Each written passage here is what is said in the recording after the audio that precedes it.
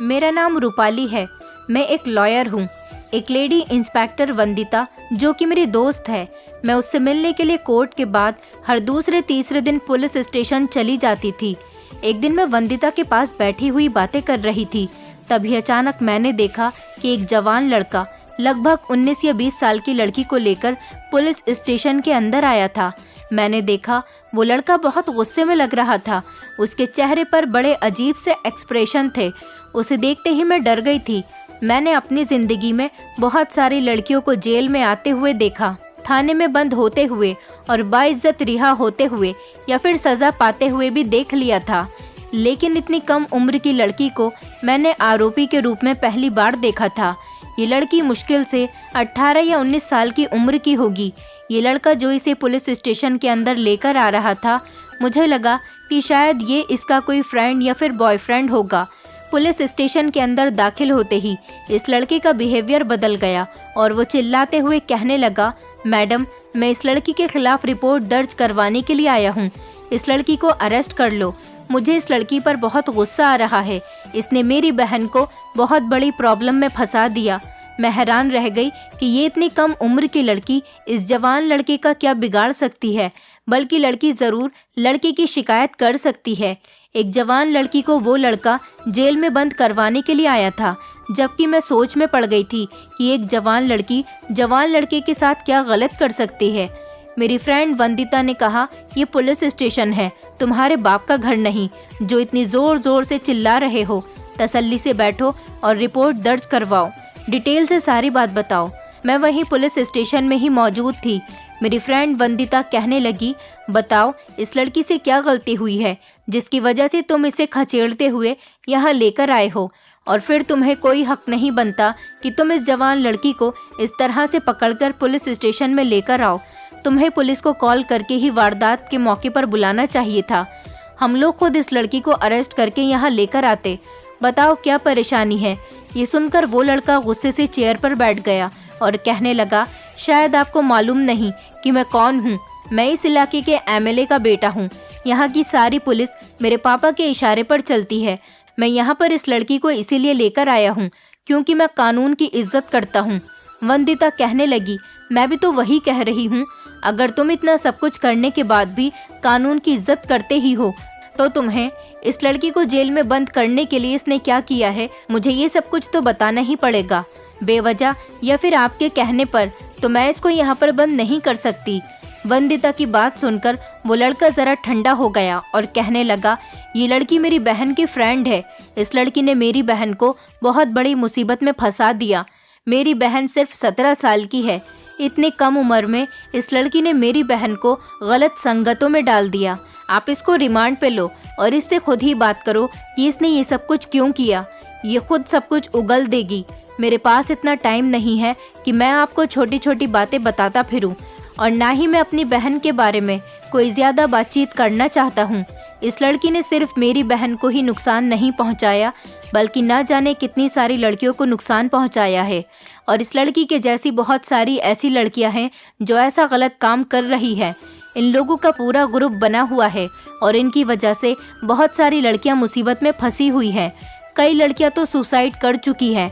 ये लड़की उन सारी लड़कियों की मर्डरर है। ये लड़की इतनी ज़्यादा बिगड़ी हुई है कि दूसरी लड़कियों को भी अपनी तरह ही बना रही है।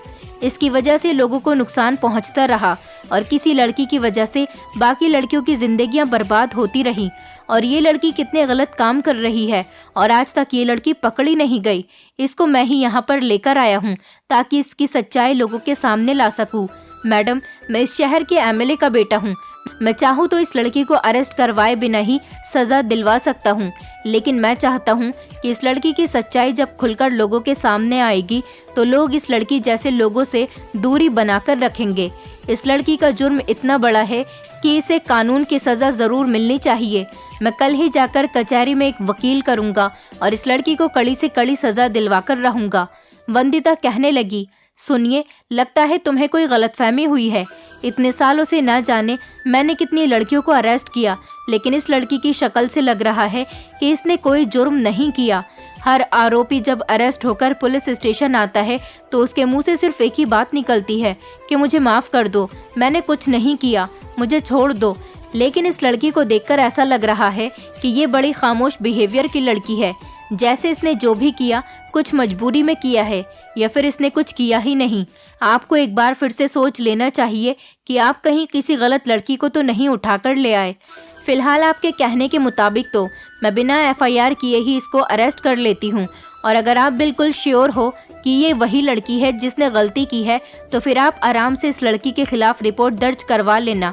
वंदिता ने उस लड़के को वहाँ से इसीलिए भेज दिया क्योंकि वो बहुत ज़्यादा गुस्से में लग रहा था, और फिर वो एमएलए का बेटा था, इसलिए वंदिता की नौकरी भी खतरे में जा सकती थी, क्योंकि इंसान गुस्से में कभी भी कोई सही फैसला नहीं कर पाता।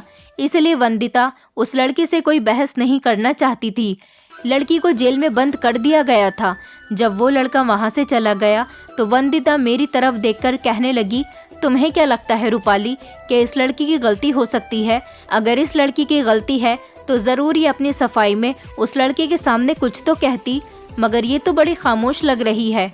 मैंने भी वंदिता से यही कहा कि मुझे भी ये लड़की बहुत मासूम लग रही है। मुझे नहीं लगता कि इस लड़की की कोई गलती हो सकती है। इस लड़की के चेहरे पर इतनी मासूमियत और भोलापन था कि मैं सोच भी नहीं सकती थी कि ऐसी लड़की जेल में भी आ सकती है। मैंने वंदिता से कहा कि मैं इस लड़की से बात करूंगी, इस लड़की के कुछ खाने पीने का इंतज़ाम करो, उसके बाद ही शायद ये लड़की कुछ बता सकती है। इस लड़की के साथ कोई सख्ती वाली बात मत करना। ये सुनकर वंदिता भी राज़ी हो गई थी। मैंने कहा, पहले इस लड़की को कुछ खिलाओ पिलाओ, उसके बाद मैं इससे बात करने जाती हूँ।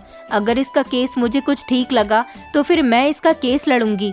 उस लड़की को जेल में खाना और पानी भिजवाया गया, लेकिन उस लड़की ने कुछ भी नहीं खाया।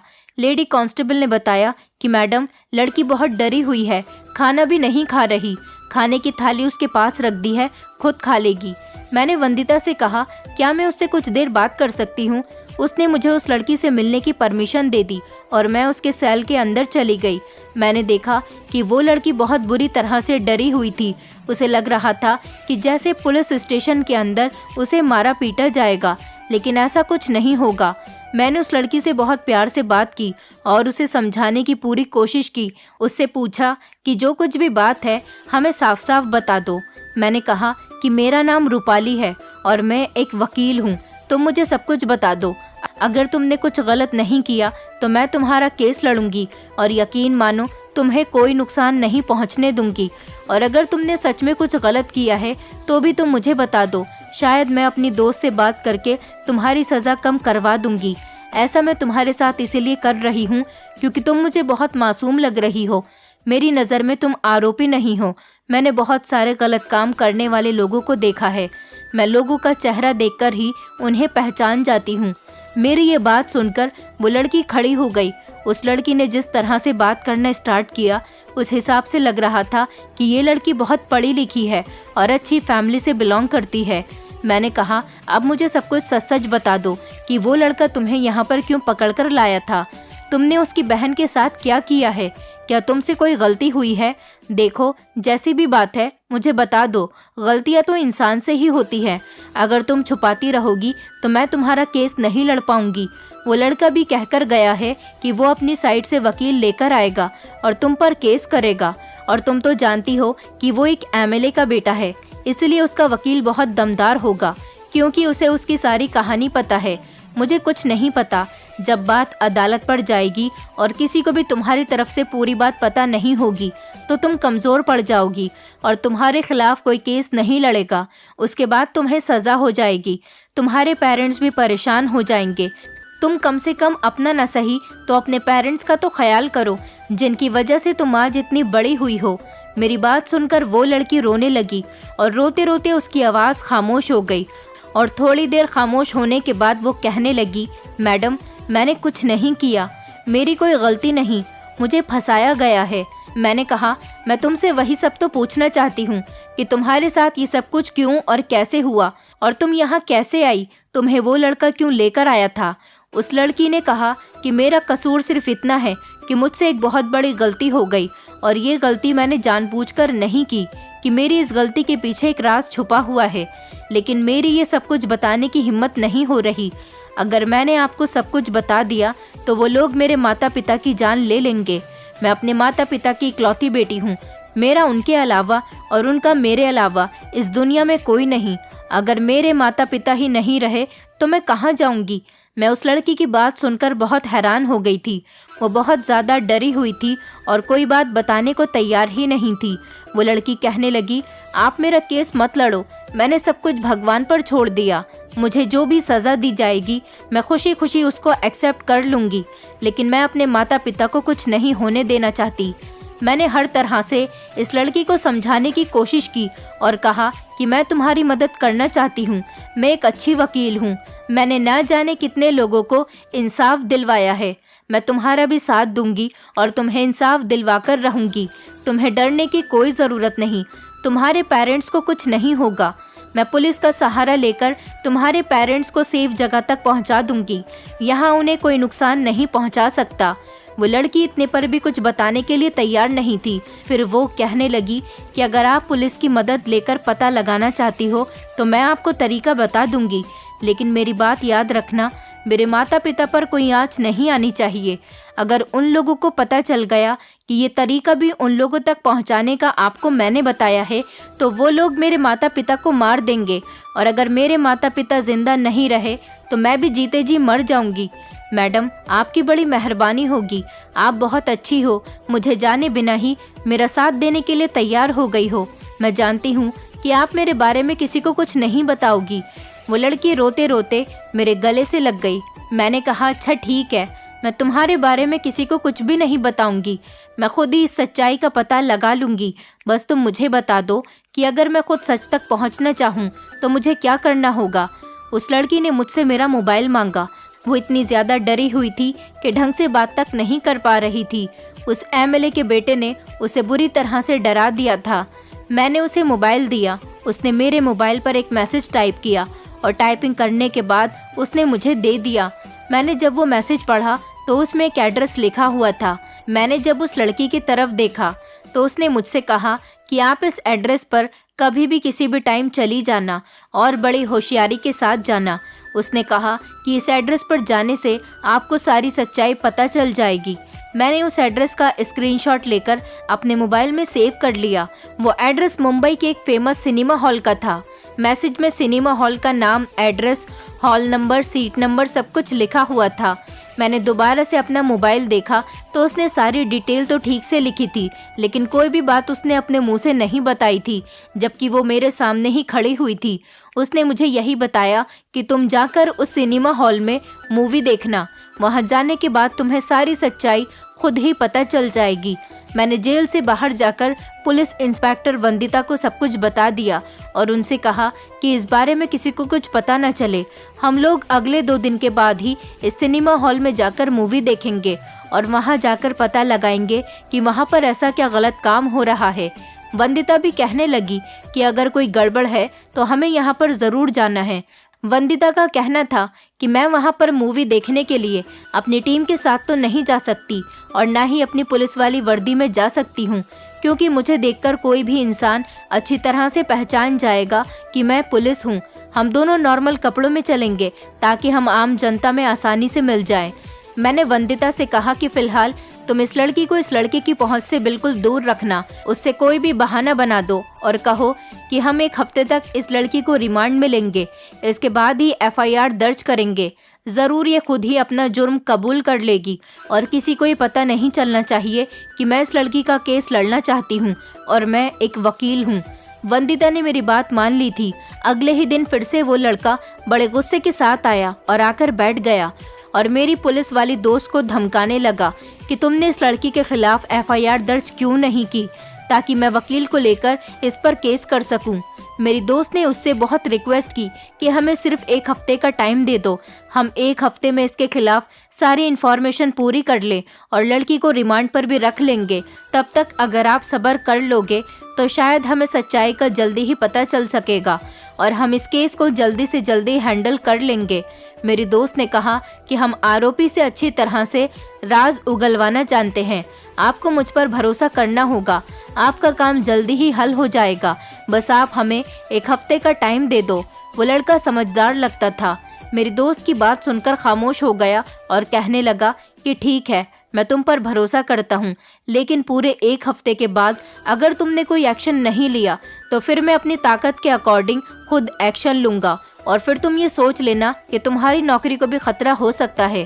तुम नहीं जानती कि मेरी और मेरे पिता की कितनी ऊपर तक पहुँच है। मेरी दोस्त ने उसे रिलैक्स करके पुलिस स्टेशन से तो भेज दिया था, वो तो चला गया था।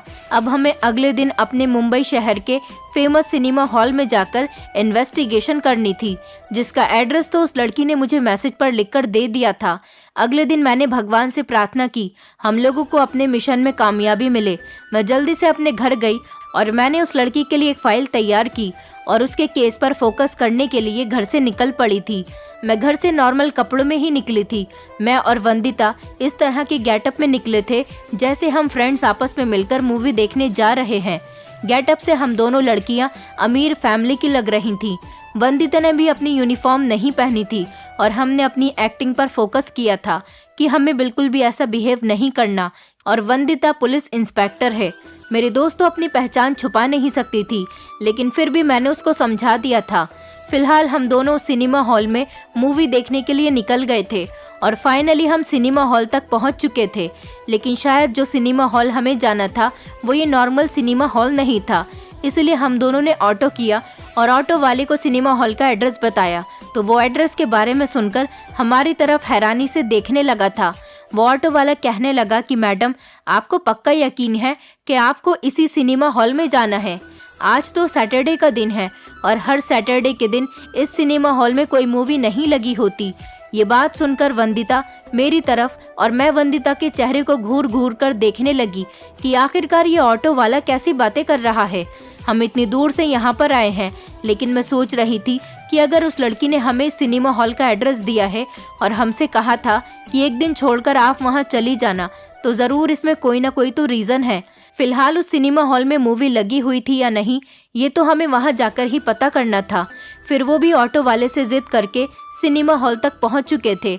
वहाँ जाकर हमने देखा तो सच में सिनेमा हॉल बंद था और वहाँ पर खामोशी ही खामोशी थी। लेकिन जब हम आगे की तरफ बढ़े तो वहाँ पर एक छोटा सा गेट खुला हुआ था। उस गेट के अंदर चले गए तो अंदर की तरफ थोड़ी सी जगह में रोशनी हो रही थी, बाकी चारों तरफ अंधेरा छाया हुआ था। हम उस रोशनी की तरफ ही चले गए। अंदर जाने के बाद जब हमने ध्यान दिया तो ये देखा कि वहाँ पर काफ़ी सारे लोग मौजूद थे और वहाँ पर पिक्चर भी चल रही थी। लेकिन बाहर से देखने में सिनेमा हॉल बंद लग रहा था और अंदर आने के बाद भी तीनों साइडों पर अंधेरा छाया हुआ था, जबकि एक साइड पर रोशनी थी और उसके अंदर जो रास्ता जा रहा था वहाँ पर मूवी चल रही थी। फिलहाल हमें क्या, हम तो अंदर बढ़ गए। देखा तो वहाँ पर एक लड़का खड़ा हुआ था और उसने हमें टिकट दी। हम मूवी का नाम जाने बिना ही उसे देखने के लिए सीट पर बैठ गए थे। हमने देखा कि यहाँ पर काफ़ी सारे लड़के लड़कियाँ मूवी देख रहे थे और उन लड़का लड़की की उम्र भी काफ़ी कम थी। तभी अचानक जिस लड़के ने हमें टिकट दिया था वो लड़का हमारे पास आया और कहने लगा कि मैडम, आपको पॉपकॉर्न या कोल्ड ड्रिंक तो नहीं चाहिए?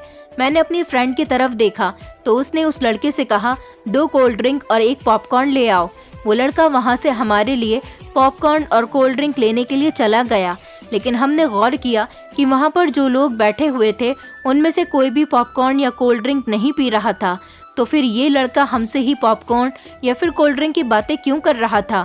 फिलहाल वो लड़का थोड़ी देर के बाद जब ट्रे में पॉपकॉर्न और कोल्ड ड्रिंक लेकर आया तो तभी अचानक उसके हाथ से ट्रे छूट गई और कोल्ड ड्रिंक गिरकर मेरी और वंदिता की ड्रेस पर आ गई। वंदिता ने उस लड़के पर चिल्लाना शुरू कर दिया, कहने लगी कि ये क्या हरकत है, देखकर काम नहीं कर सकते क्या? मैंने वंदिता को खामोश रहने का इशारा किया। वो लड़का हम दोनों की तरफ देखकर कहने लगा, आई एम सॉरी मैडम, मुझे नहीं पता था कि मेरे हाथ से कोल्ड ड्रिंक की ट्रे छूट जाएगी। आप एक काम कीजिए, आप लोग वॉशरूम जाकर ये कोल्ड ड्रिंक साफ कर लीजिए। वंदिता ने तो टिश्यू से अपनी कोल्ड ड्रिंक साफ कर ली थी क्योंकि उसके कपड़ों पर कम कोल्ड ड्रिंक आई थी, जबकि मेरे कपड़े पूरी तरह से भीग गए थे। लेकिन वो लड़का बार बार यही कह रहा था कि आप वॉशरूम जाकर अपनी ड्रेस को साफ कर लो। और वंदिता थी कि खामोश होने का नाम ही नहीं ले रही थी क्योंकि उसके अंदर की लेडी पुलिस ऑफिसर बार बार बाहर निकल कर आ रही थी। मैंने वंदिता से कहा, प्लीज तुम खामोश हो जाओ, मैं वॉशरूम जाकर अपने कपड़े साफ कर लेती हूँ। अपनी ये बात कहते ही मेरी नज़र अचानक उस लड़के पर चली गई। मैंने देखा कि उस लड़के के चेहरे के एक्सप्रेशन अचानक ही बदल गए थे और मेरी तरफ देखकर कहने लगा, जी आप वॉशरूम में जाकर अपने कपड़े साफ कर लोगी तो आपको बाकी की मूवी देखने में दिक्कत नहीं आएगी। लेकिन मैं माफ़ी मांगता हूँ कि मैंने आपके कपड़े खराब कर दिए। उसकी आंखों में एक अजीब सी चमक दिखाई दे रही थी। वो बहुत खुश नजर आ रहा था। मैं उठकर खड़ी हुई। वो लड़का मेरे पीछे पीछे आया और कहने लगा कि मैडम, यहाँ पर तो वॉशरूम नहीं है, आपको वॉशरूम जाने के लिए ऊपर की तरफ जाना होगा। मैं लिफ्ट से होती हुई ऊपर की तरफ आ गई थी। ऊपर आते ही चारों तरफ अंधेरा छाया हुआ था, लेकिन मेरे 2-3 कदम आगे बढ़ाने के बाद ही ऊपर की लाइट जल गई थी और चारों तरफ रोशनी हो गई थी। उसके बाद मैं वॉशरूम की तरफ चली गई। मैं वंदिता को छोड़कर अकेले ही वॉशरूम की तरफ आ गई थी।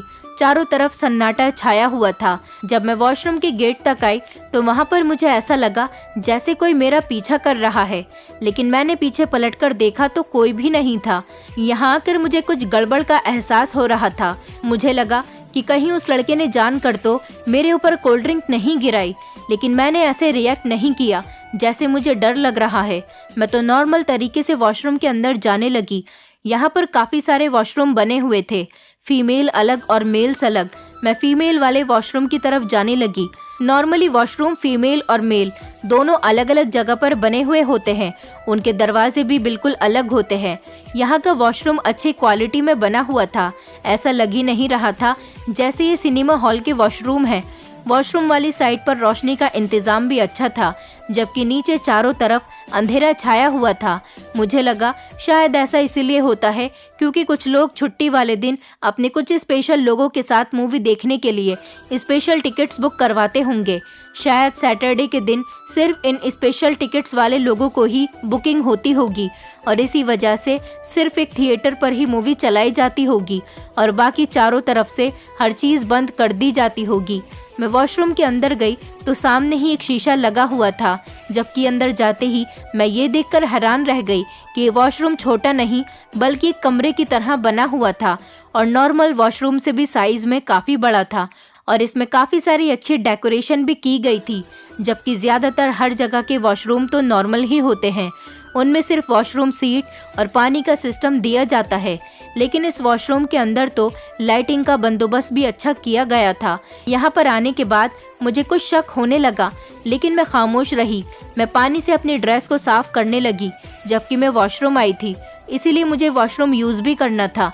लेकिन मैं ऐसे रिएक्ट करने लगी जैसे मुझे सच में वॉशरूम यूज़ करना है। लेकिन तभी अचानक मेरी नज़र एक कोने पर पड़ गई जहाँ पर एक तार जा रहा था। मैंने जब उस तार को गौर से देखा तो मैं समझ गई थी कि इस वॉशरूम में कहीं ना कहीं कैमरा ज़रूर लगा हुआ है, जबकि इस तरह का तार सिर्फ कैमरा को यूज़ लगाने में ही किया जाता है। मुझे लगा कि ज़रूर इस वॉशरूम में कहीं ना कहीं तो कैमरा भी लगा होगा, इसीलिए मैं वहाँ पर खड़ी हुई कुछ एक्ट करने लगी और एक्टिंग करते हुए ही चारों तरफ नज़र दौड़ाने लगी ताकि किसी को मुझ पर शक न हो कि मैं कैमरे की तलाश कर रही हूँ।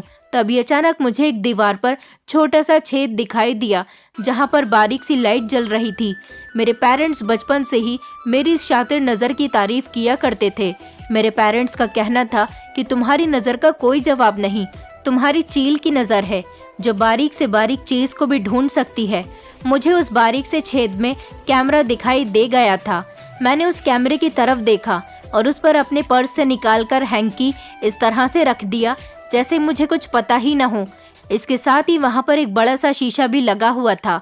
जो भी वॉशरूम में कपड़े चेंज करता या फिर वॉशरूम सीट का इस्तेमाल करता, वो खुद को शीशे में देखने के साथ साथ अपने आप की वीडियो भी बनवाता रहता।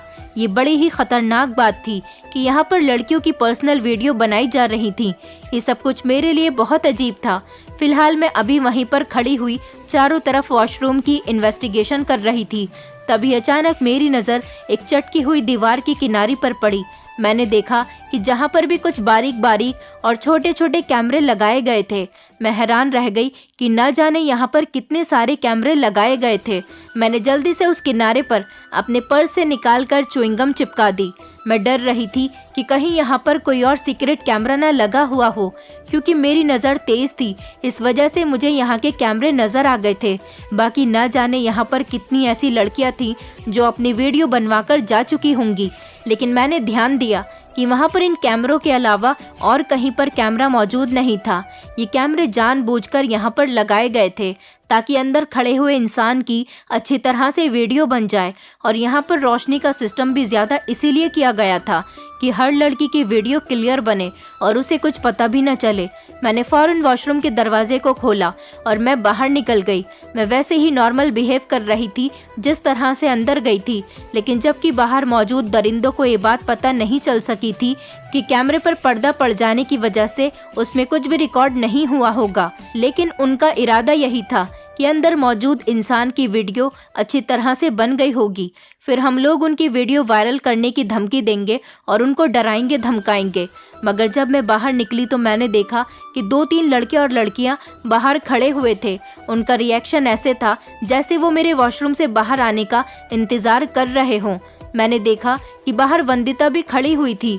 वंदिता ने आंखों में ही मुझे इशारा किया और मेरी आंखों में कॉन्फिडेंस देखकर बाहर मौजूद लड़के और लड़कियां खामोश खड़े रह गए। और फिर वंदिता भी उन लोगों के साथ बाहर ही खड़ी हुई थी। वो उन लोगों की तरफ किसी शेरनी की तरह घूर रही थी। उन लोगों ने जब मेरी तरफ देखा तो उन्हें लगने लगा कि शायद जैसे मैं उनकी बातों में आ जाऊंगी, और उसके बाद इन लोगों ने अपना असली रूप दिखाना शुरू कर दिया।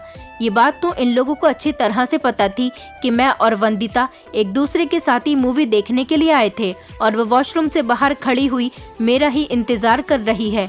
वहाँ पर 2 लड़कियाँ और 3 लड़के मौजूद थे। उन दोनों लड़कियों ने हमारे हाथ पकड़ लिए और उन तीनों लड़कों ने हमें गोल घेरा बनाकर घेर लिया। उनमें से एक लड़की कहने लगी, जल्दी से अपना मोबाइल नंबर बताओ। वंदिता ने पूछा कि मोबाइल नंबर क्यों बताएं, हमने क्या किया है? तो वो लड़की कहने लगी, जितना कहा है सिर्फ उतना ही करो। मैंने कहा, हम मोबाइल नंबर नहीं बताएंगे। तभी अचानक एक लड़के ने मेरे पेट पर चाकू रख दिया और कहने लगा कि ये पेट में मार देंगे, जल्दी से हमें अपना मोबाइल नंबर दे दो और तुम लोगों के पास जितने पैसे और ज्वेलरी है वो सब कुछ हमें दे दो।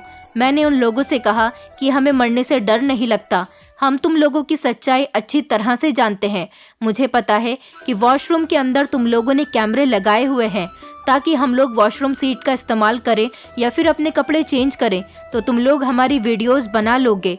मेरी ये बात सुनकर वो सब लड़के लड़कियां एक दूसरे की शक्ल देखने लगे और कहने लगे कि तुम सच सच बताओ कौन हो और तुम्हें ये सब कुछ कैसे पता चला? तुम लोग कहीं कोई रिपोर्टर तो नहीं हो, क्योंकि मीडिया वाले भी हम लोगों के पीछे पड़े हुए हैं। तुम लड़कियों की खैर नहीं और तुम लोग यहाँ से जिंदा बचकर नहीं जा सकती। वंदिता ने कहा कि ये तो वक्त बताएगा कि कौन यहाँ से जिंदा जाएगा। वंदिता ने जल्दी से उस लड़की के हाथ पकड़कर मोड़ दिए और उसने सारे लड़के और लड़कियों से लड़ाई करना शुरू कर दिया। वो पुलिस इंस्पेक्टर थी, इसलिए मार तोड़ में बहुत माहिर थी। मैंने जल्दी से अपने मोबाइल से पुलिस को कॉल किया। लगभग 5-10 मिनट तक इसी तरह से वंदिता उन लोगों को मारती रही और थोड़ी देर के बाद पुलिस की टीम सिनेमा हॉल में मौजूद थी और उन सब लोगों को पुलिस ने अरेस्ट कर लिया। ये लोग समझ गए थे कि मैं उनकी हकीकत समझ गई हूँ, इसीलिए इन लोगों ने हमें डराने धमकाने की कोशिश की थी, मगर हम लोग इनके डराने धमकाने में नहीं आए थे। जबकि वंदिता पुलिस वाली थी, इसलिए उसने अपना टैलेंट वहां पर इस्तेमाल किया और इन लोगों की हड्डी पसली एक कर दी। पुलिस ने जब सब लोगों को अरेस्ट कर लिया और अपने साथ पुलिस स्टेशन ले गई तो उन सब लोगों को जेल में बंद कर दिया गया। हम लोग भी पुलिस स्टेशन आ गए थे। ये लोग जो अरेस्ट हो चुके थे, लेकिन अब हमारे दिमाग में ये बात घूम रही थी कि ये लड़की जो पकड़ी गई है, इसकी गलती क्या है? इस लड़की का क्या कसूर था जिसे जेल में बंद करके रखा गया था? वंदिता ने कहा कि अब हमारे इस लड़की से पूछताछ करना ज़रूरी हो गया। इससे बाकी की बातें भी निकलवाना हमारे लिए बहुत ज़रूरी था, क्योंकि केस को आगे बढ़ाने के लिए हमें सबूतों की ज़रूरत थी। अब वंदिता मुझे लेकर इस लड़की के पास चली गई। इससे पहले जो कुछ इस लड़की ने मुझे बताया था वो तो सच में यकीन करने काबिल नहीं था। उसने कहा था कि इन लोगों ने उसे धमकी दी थी कि अगर उसने किसी को बताने की कोशिश की तो ये लोग उसके माता पिता को मार डालेंगे। ये लड़की अगर चाहे भी तो इन लोगों के खिलाफ नहीं जा सकती थी। हमने आते ही सबसे पहले इस लड़की को बताया कि हमने सिनेमा हॉल में गलत काम करने वाले लोगों की पूरी गैंग को पकड़ लिया। ये सुनकर वो हैरानी से हमारी तरफ देखने लगी। मैंने कहा कि अब तुम आसानी से हमें सब कुछ बता सकती हो। वो लोग जेल में बंद हैं और तुम्हारा कुछ नहीं बिगाड़ सकते। वो लड़की घबराकर खड़ी हो गई और कहने लगी कि आप सच कह रही हो मैडम। मैं आपसे विनती करती हूँ कि किसी भी तौर पर मेरे माता पिता को कुछ नहीं होना चाहिए। ये लड़की अभी भी बुरी तरह से डर रही थी। वंदिता ने उसे तसल्ली दी और कहा कि इन लोगों की हकीकत के बारे में हमें सब कुछ पता चल गया। वो लड़की कहने लगी कि हम सब फ्रेंड्स मूवी देखने के लिए गए थे, तो एक लड़का हमारे पास आया और कहने लगा कि मैडम, आपको पॉपकॉर्न या कोल्ड ड्रिंक चाहिए तो मैं आपको लाकर देता हूँ। हम लड़कियों ने उस लड़की से कह दिया कि जाओ हमारे लिए कोल्ड ड्रिंक ले आओ, और उसे पैसे दे दिए। वो लड़का जब कोल्ड ड्रिंक लेकर आया तो अचानक उसका हाथ हिल गया और ट्रे से कोल्ड ड्रिंक गिरकर मेरे कपड़ों पर आ गई। ये सब सुनकर मैं और वंदिता एक दूसरे की शक्ल देखने लगे। उस लड़की ने बताया कि उसके बाद उसने मुझसे कहा कि मैडम, मुझे माफ़ कर दो, आप एक काम करो, 2nd फ्लोर पर वॉशरूम है, वहाँ जाकर अपने कपड़े साफ कर लो।